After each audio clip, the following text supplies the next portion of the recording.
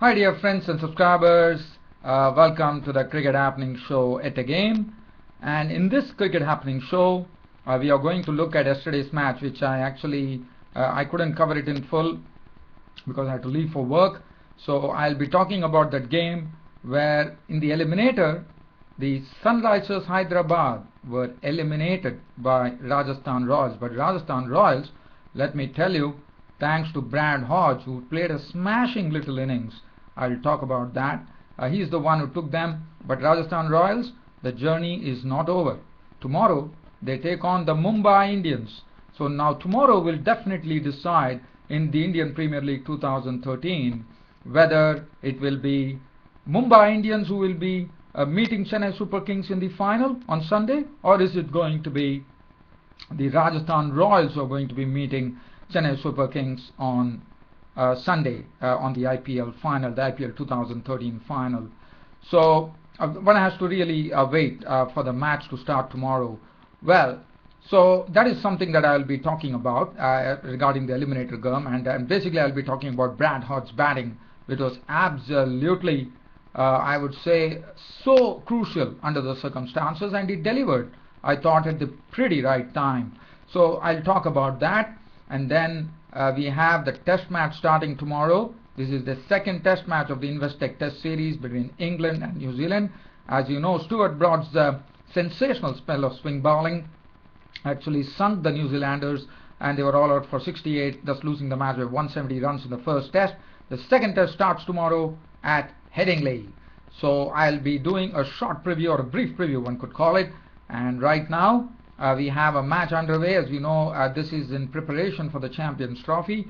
Ireland are playing, Pakistan are in Ireland, and they're taking on Ireland in the first one-day international. Pakistan in their 50 overs made 266, and currently Ireland have given a firm reply. 20th over in progress right now, and Ireland are doing pretty well. 92 for 1 right now.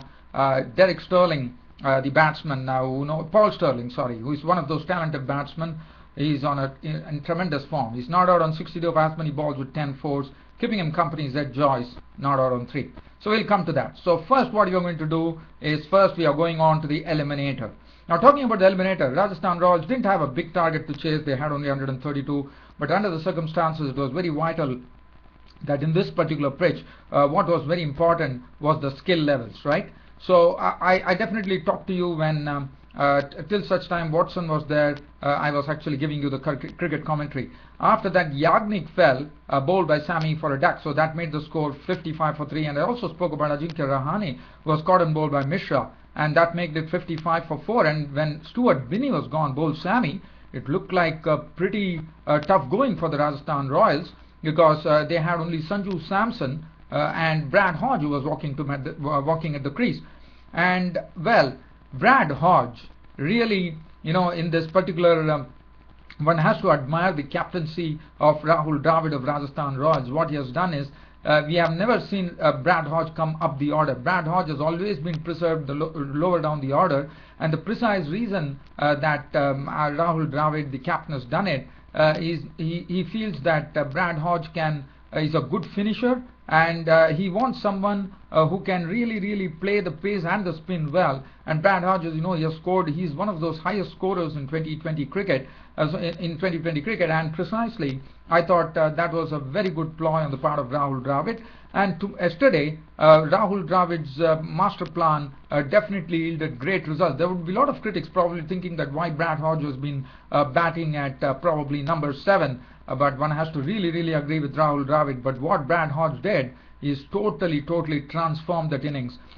From 57 for 5, the score went to 102. Samson's tally was nothing. Samson had contributed only 10 runs in that partnership. But look at what that partnership actually did to the game. It was a partnership which really stole the match away, according to me, from the Sunrisers Hyderabad, because Brad Hodge started smacking sixes at will. He went after all the bowlers. Karan Sharma was slammed for a 6. Amit Mishra was taken and deposited into the stands. Darren Sammy was not spared either. Then his attention turned towards Tisra Pereira, and Dale Steen well bowled a beautiful over there. but didn't really matter. Brad Hodge was going pretty aerial, and in the end he was the one, along with the help of James Faulkner. And Sampson was also gone with the score on 102 for 6 in the 16th over, when he was clean bowled by Steen for 10 of 21 balls. And Sampson was pretty, what he was doing is he was just giving the support to Brad Hodge, which was pretty essential under the circumstances. But when Sampson departed with 102 for 6, and still there was a chance for Sunrisers Hyderabad with only, but what Brad Hodge did, he took the match to the 20th over, but made sure that he was playing his strokes. He gave due respect to Dale Steyn, but he saw off Dale Steyn, and after that it was Brad Hodge all the way. Brad Hodge started smacking sixes at will. In fact, he had an unbeaten 54 to his name. In fact, the way Brad Hodge finished, that was something that I would like to talk about. The other day we saw how Sunrisers Hyderabad came into the playoffs with Darren Sammy slamming those sixes of the spin bowler. I thought it was, if I'm not wrong, I'm just trying to feel whether it was who was the bowler, I don't really remember, but Darren Sammy took them to the playoffs. So similarly, there was a similar tinge added today by Brad Hodge, as Brad Hodge went and slammed the same batsman who slammed 2 sixes the previous day to come into the playoffs. That is Darren Sammy, who was smacked for 2 sixes, 1 over long off and 1 over long on, and that was it. Rajasthan Royals had won the match by 4 wickets, and what a victory. Brad Hodge was definitely the man of the match, there was no doubt about it. Brad Hodge's contribution was an unbeaten 54 of just 29 deliveries, 2 fours and 5 sixes, smacked with tremendous precision, I would say, and timing. Faulkner was not on 11 of as many balls with 2 fours, 135 for 6, and that saw Rajasthan Royals get into the playoff. But as I said, the journey is not over. Tomorrow they have to defeat Mumbai Indians if they want to meet Chennai Super Kings in the finals of the IPL 2013 on Sunday. Whether that will happen, that will be known tomorrow. Looking at the bowling figures, Dale Steyn continues to impress, and one has to feel sorry for Dale Steyn because he has done his job for Sunrisers Hyderabad every time he has been given the ball.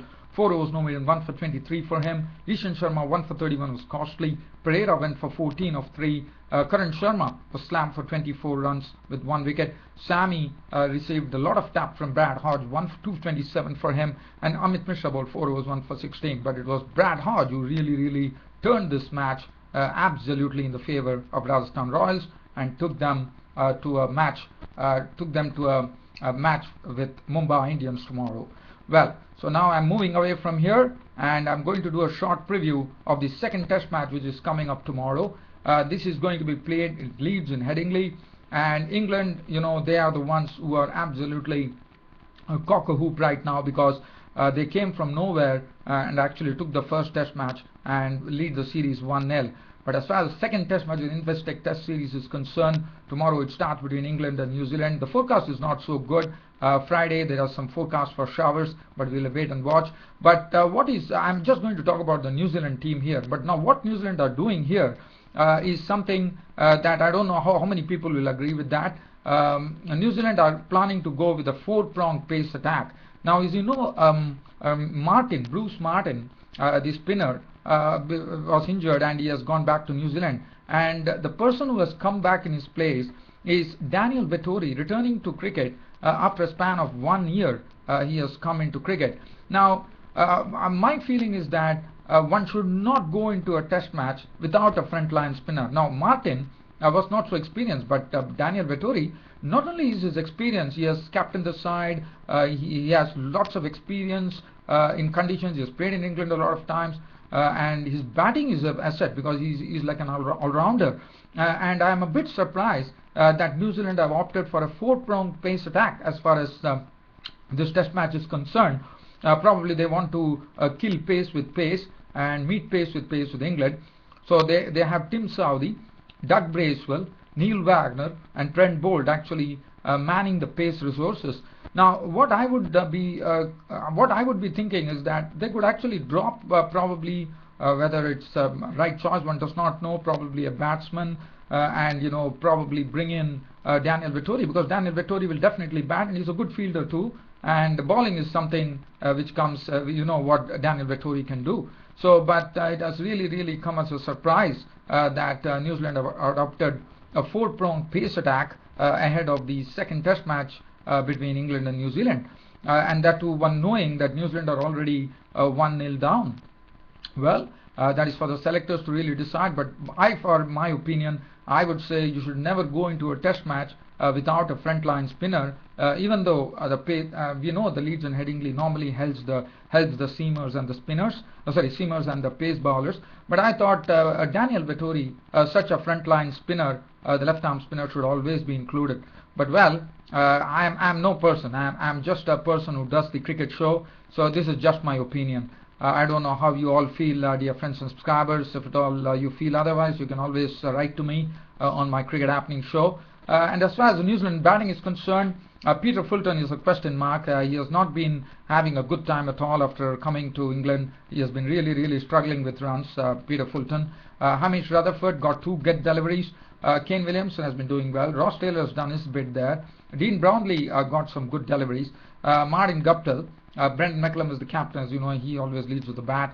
So this is what New Zealand's composition needs. One does not know whether that is the right approach after being 1-0 down in the series and taking on England the second test without a frontline spinner. I mean, a main spinner which is a must for every test matches, according to me, because you definitely you might get a situation where they are probably thinking that Kane Williamson would be the one which they can go to. But I feel that say for example, if there's going to be wear and tear on the pitch on the 4th and 5th day, and it's going to be a situation where England are going to bat last on this match, I thought Daniel Vettori would really create great inroads. In fact, he could be a very difficult customer. But as I said, it's nothing that I can do, but I can only just give my opinion. This is my opinion, my personal opinion, and I'm no one to say anything. I'm just doing this show.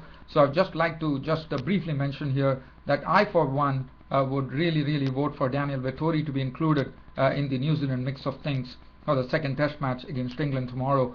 Well, let's wait and watch. This is only the probable team that has been announced. As far as England are concerned, as I said, they are cock-a-hoop after that first test victory. Well, Alistair Cook, everybody looks in form. Nick Compton's looking in good. Every batsman, according to me, are looking good. Ian Bell, probably one couldn't really say that. Probably he needs to. One hopes that his health is good. Joe Root and Johnny Bairstow are all homegrown boys. They are from Yorkshire, so they know the wicket pretty well. And last time some match was played here, we are told that in fact Yorkshire scored 677 for 7 declared against Derbyshire. That was in the beginning of May, where Joe Root and Johnny Bairstow went on to make centuries. So that is something. And also then they have Matt Pryor, who backed the pair, and I'm sure he wants to make amends pretty soon in this test match.